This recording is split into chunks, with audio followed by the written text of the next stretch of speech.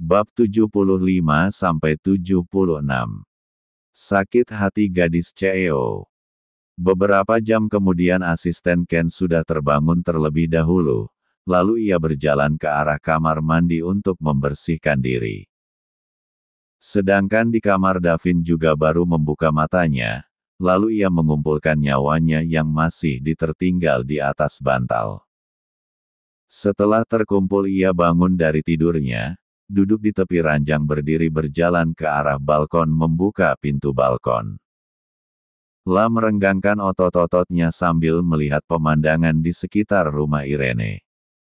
Pintar juga cari rumah, udara jam segini pun masih sejuk beda di kota kelahiran, gumam Davin tersenyum tipis. Lalu ia kembali masuk ke dalam, berjalan menuju ke arah kamar guna membersihkan diri. 1 jam lebih kemudian Davin dan asisten Ken keluar dari kamarnya berbarengan. Ceklek. Baru bangun tuan, tanya asisten Ken basa-basi. Kau juga baru bangun, ucap Davin berjalan menuju meja makan. Iya tuan, ucap asisten Ken mengikuti langkah Davin. Bella yang sedari tadi menunggu Davin pun akhirnya tersenyum lebar, kala melihat Davin dan asisten Ken jalan menuju meja makan. Selamat siang tuan, sapa Bella dengan senyum menggodanya. Dua pria itu hanya diam saja tanpa menjawab sapaan dari Bella. Sombong kali orang ini, sabar nanti juga kamu bisa dapetin dia, batin Bella. Anda mau makan apa tuan biar saya siapkan? Tanya Bella menatap Davin dan asisten Ken bergantian. Nasi goreng saja, ucap Davin datar, kalau Anda tuan. Tanya Bella pada asisten Ken.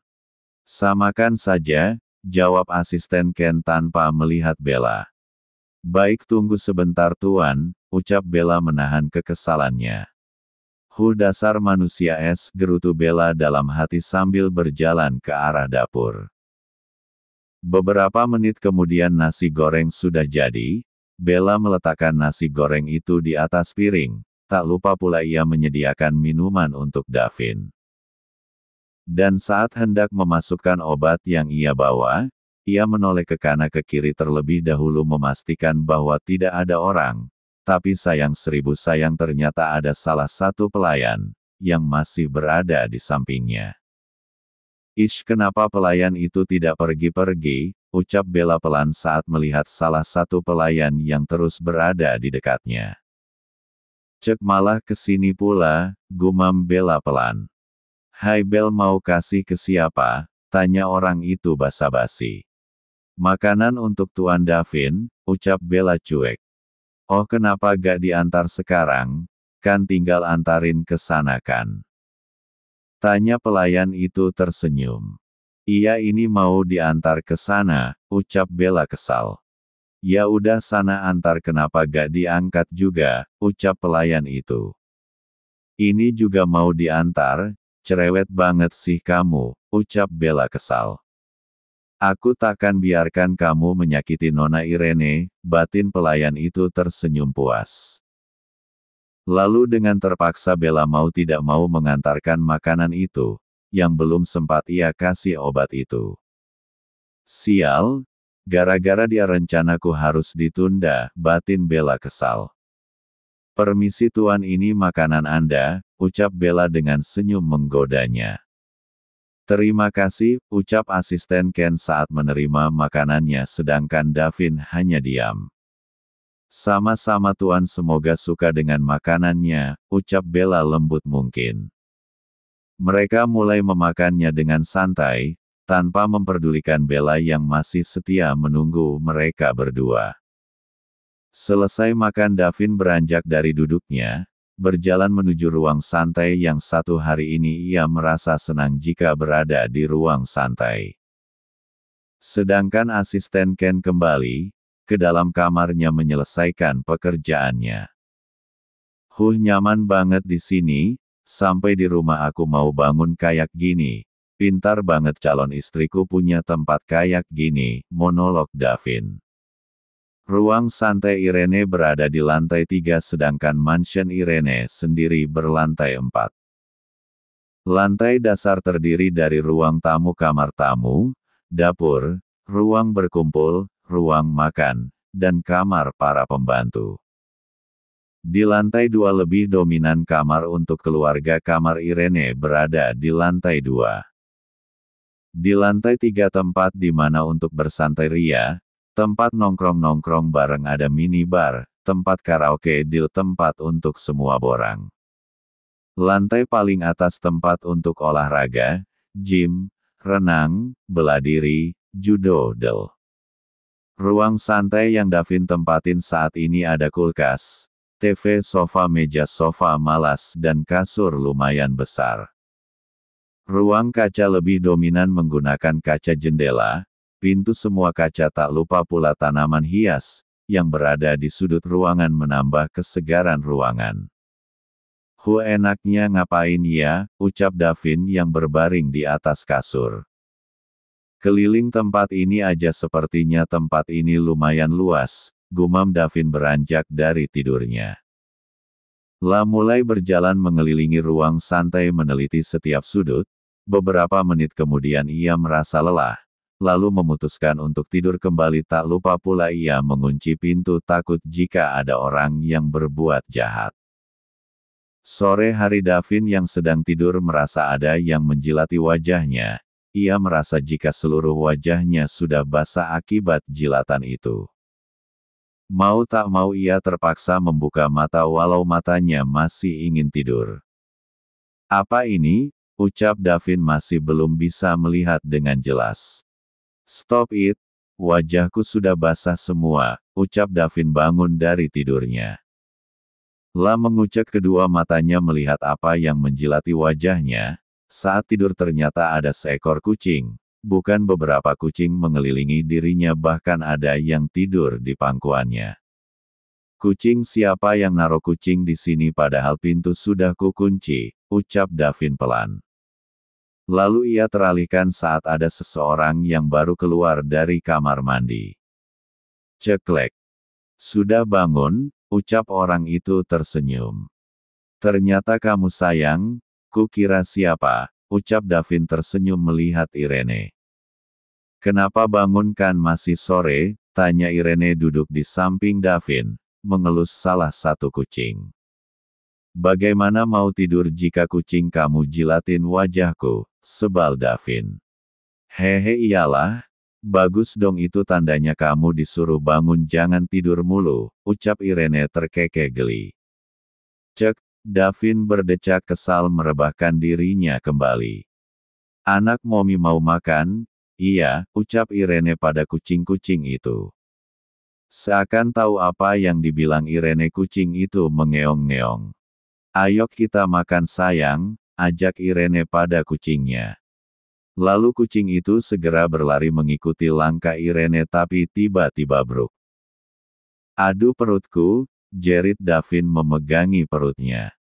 Irene menoleh ke arah Davin, lalu Irene tertawa ngakak saat tahu apa yang terjadi dengan Davin.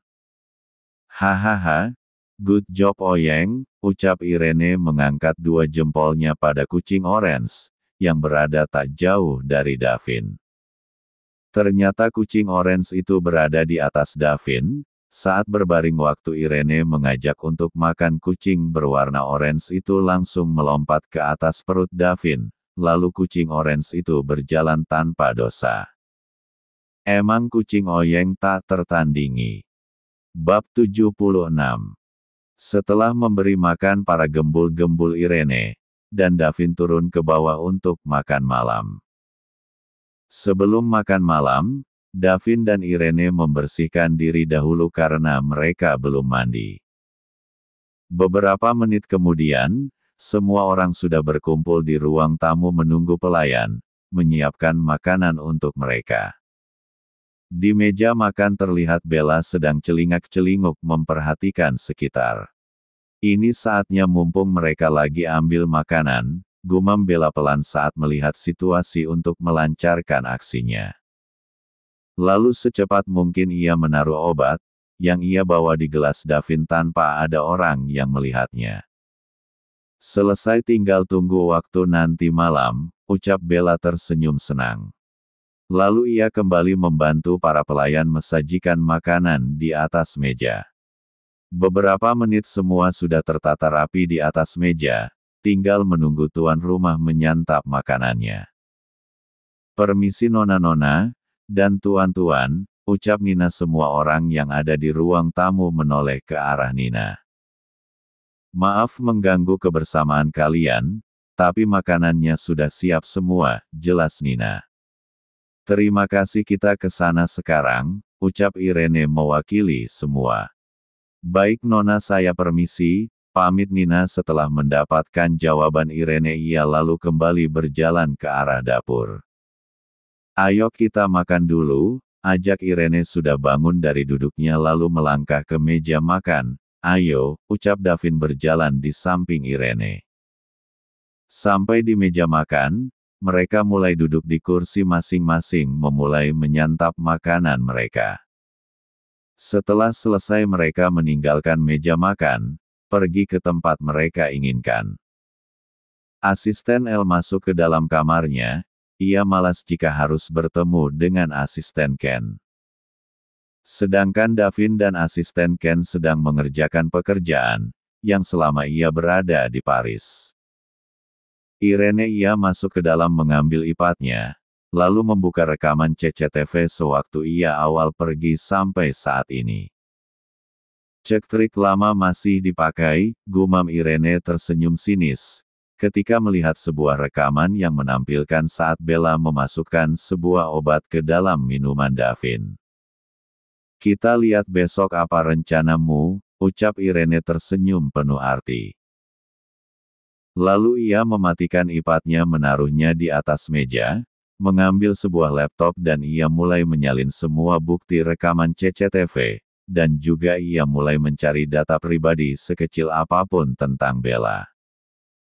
Cek, ternyata ia wanita penggoda yang menyamar jadi pembantu, ucap Irene melihat informasi yang ia dapat. Jika kau usik ketenanganku, maka jangan harap di akhir kamu akan lepas dari genggamanku, ucap Irene tersenyum licik. Lalu ia menutup laptopnya, meletakkan kembali ke asalnya, berdiri dari duduknya lalu ia berjalan ke arah walk-in closet.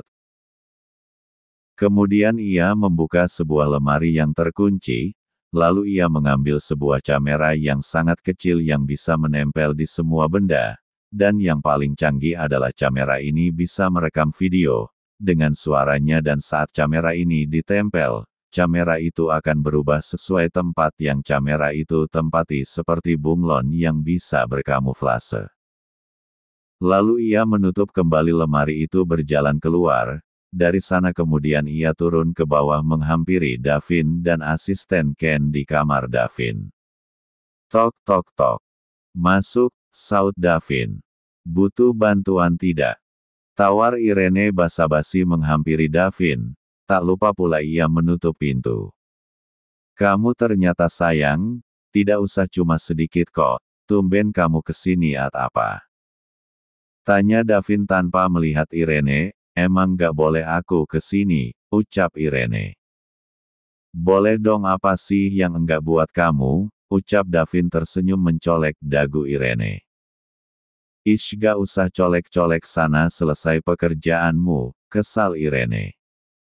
Iya sayang, ucap Davin kembali fokus dengan laptopnya. Nasib jomblo ya gini, harus sabar, ngenes batin asisten Ken, yang sedari tadi mencoba menghiraukan makhluk di depannya. Lalu Irene ia berpura-pura mengelilingi kamar Davin, padahal ia sedang mencari spot yang cocok untuk menaruh kamera bunglonnya. Setelah berkeliling akhirnya ia menemukan sebuah tempat, di mana ia akan menaruhnya pada televisi yang berada di atas meja spot, yang cocok bisa merekam semua yang ada di dalam ruangan. Perfect, ucap Irene pelan setelah memasang kameranya. La menghampiri Davin duduk di sampingnya, matanya melihat laptop Davin yang berada di pangkuan. Setelah itu ia mengambil HP-nya lalu bermain game di HP-nya. Beberapa menit kemudian, Irene mulai menyadari bahwa sedari tadi Davin menguap terus-menerus. Kau kenapa? Tanya Irene menatap Davin. Entahlah, aku merasa ngantuk sekali padahal biasanya jam segini aku tak bisa tidur, ucap. Davin tangan kirinya menutup laptopnya, dan menyingkirkan dari pangkuannya, sedangkan tangan kanannya mengusap-usap wajahnya. Emang kamu ngantuk mulai jam berapa? Tanya Irene memastikan dugaannya. Ya sekitar setengah jam setelah makan tadi, jawab Davin menyandarkan tubuhnya di sandaran sofa. Berarti benar dia masukkan obat tidur, tebak Irene dalam hati. Oh, sana gih tidur kalau ngantuk, suruh Irene menyisir rambut Davin dengan tangannya. Tapi pekerjaanku belum selesai, keluh Davin. Nanti aku bantuin, ucap Irene tersenyum. Tapi masa kamu bantuin memang kamu gak capek? Tanya Davin menutup matanya, enggak lah, ucap Irene mengelus wajah Davin. Udah sana tidur, ucap Irene menarik tubuh Davin. Mau tak mau berjalan ke arah kasih dan merebahkan dirinya di sana. Terima kasih ya, ucap Davin tersenyum menatap Irene yang berada di sofa. Iya, good night, ucap Irene tersenyum manis. Irene kemudian mulai mengerjakan pekerjaan Davin dari laptop Davin. Beberapa jam kemudian, semua pekerjaan sudah beres. Irene menutup laptop Davin, menaruhnya di atas meja lalu ia berdiri berjalan ke arah ranjang di mana Davin sedang bermimpi. Good night sayang, I love you, gumam Irene mencium kening Davin, merapikan selimut Davin lalu ia berjalan keluar kembali menuju kamarnya. Sedangkan asisten Ken sudah kembali ke dalam kamarnya beberapa jam yang lalu. Di tengah malam dini hari, pintu kamar Davin terbuka dengan pelan menampilkan sosok wanita yang masih muda, masuk ke dalam dengan cara mengendap-endap menutup pintu dengan sangat pelan, takut membangunkan orang yang sedang tidur. Hai tampan, sebentar lagi kau akan menjadi milikku, ucap wanita itu mengelus wajah Davin dengan tersenyum licik. Lalu wanita itu mulai membuka satu persatu pakaian yang ia kenakan, membuangnya secara asal. Sebelum ia membuka pakaiannya, ia menaruh sedikit cairan seperti darah, meneteskannya di atas kasur di samping Davin. Kemudian ia mulai membuka baju yang Davin kenakan, menyisakan celana pendek. Setelah terlepas, ia naik ke atas ranjang merebahkan diri di samping tubuh Davin dan menyelimuti tubuh mereka. Good night honey, ucap wanita itu tersenyum penuh makna, lalu ia mulai menutup matanya menunggu esok hari kejutan untuk semua orang.